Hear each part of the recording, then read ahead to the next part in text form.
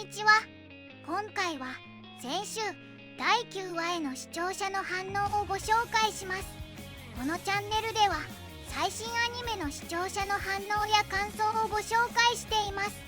みんなの解釈や考察を知るとアニメ視聴の楽しみが増えると思いますので、ぜひ最後までお楽しみください。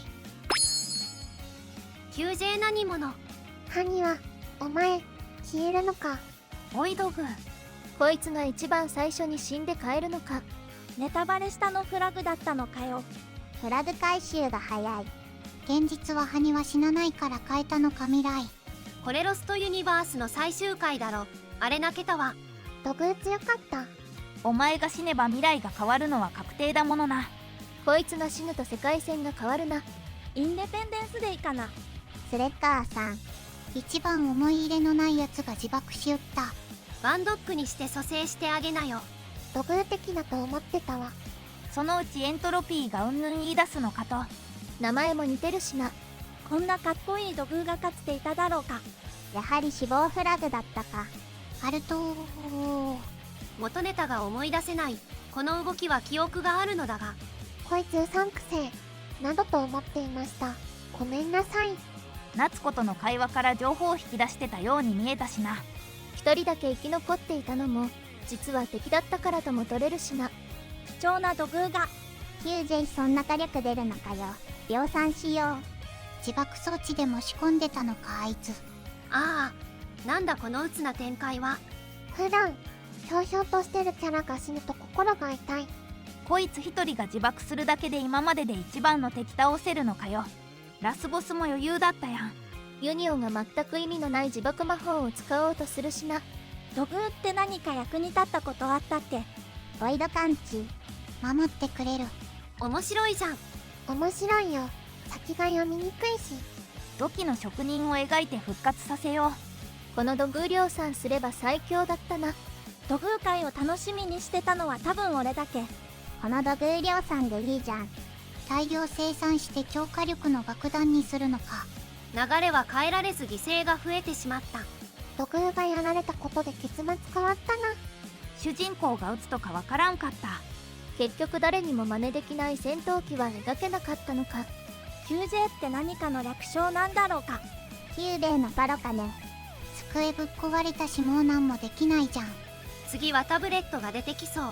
元の作品からすでに大きく離れてるわけで監督力の勝負だと思うんだかな。次回から自爆土偶さんを描き続ければ一番化ける可能性秘めてるアニメこれだと思う。1話見返すか。やっぱ面白いわこのアニメ。戦力にならず最後まで生き延びて語り部になりそうなやつが途中で行ってしまった。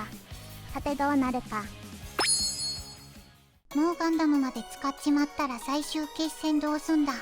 力を合わせて元気玉。イデオン使えばいい。過去のアニメの真似じゃなくて夏子にしか描けない作画で大勝利する展開やろな。タップなくなったな。最後まで生き残るはずだったやつを消したのか。歴史が変わっているのは確実だな。土偶行ったしボイド来てももうわからんな。滅びゆく世界が闇落ちエンドは衝撃的やったな。オリジナル作品らしく先が気になるが1クールでまとまるのかな。 QJ 書けばいいんじゃね。土偶いなくなると敵探知できなくて困るな。あと3話でどうなるのか全然想像できない。贅沢なのだね。なんて冗談言える展開じゃないな。盛り上がってきたね。面白い。 A パート何で消費してんだと思ったら B パートよ。 QJ 肝心な時に充電中。意外とタンクできるやん。ルーク確かに終わってますねってのにいいやつと判明からの今回の死亡フラグ。困難なくは。夏子が描けば描くほどボイドも強化されるのは積んでるな。夏子が描いたやつを鳥監督が書き換えしてるのかね。本来唯一の生き残りだった QJ が死んだとすると鳥監督の作品とも変わってくるわけで、この世界はどうなるのか。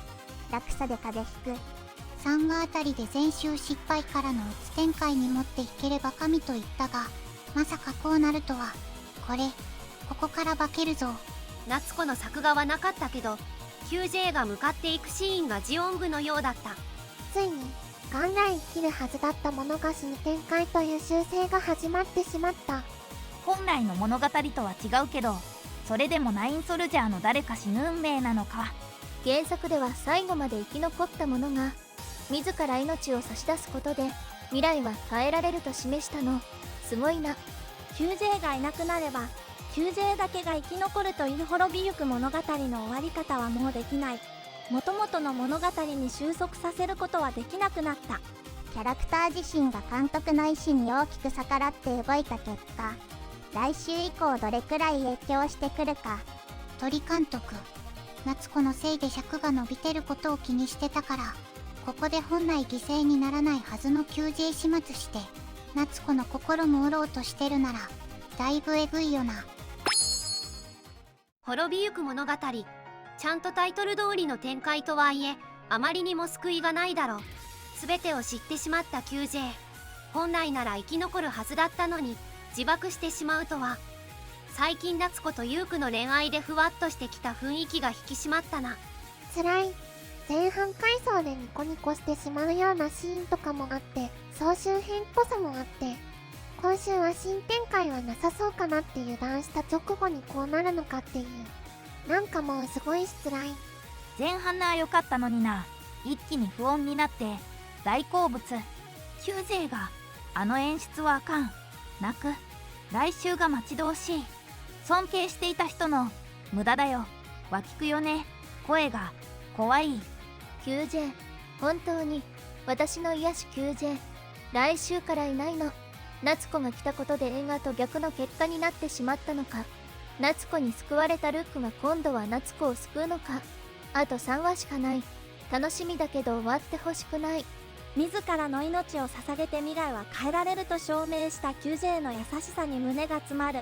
夏子を励まし、ルークの変化を喜び、誰よりも笑顔を望んだのに、2人の笑顔を奪う結末がただただ辛い。3月3日は平和の日であり、QJ の誕生日。3本指も3ピースの示唆だろうか。鶴山監督の滅びゆく物語だと滅びが避けられないから、練習して夏子の作品にしないとなんだろうな。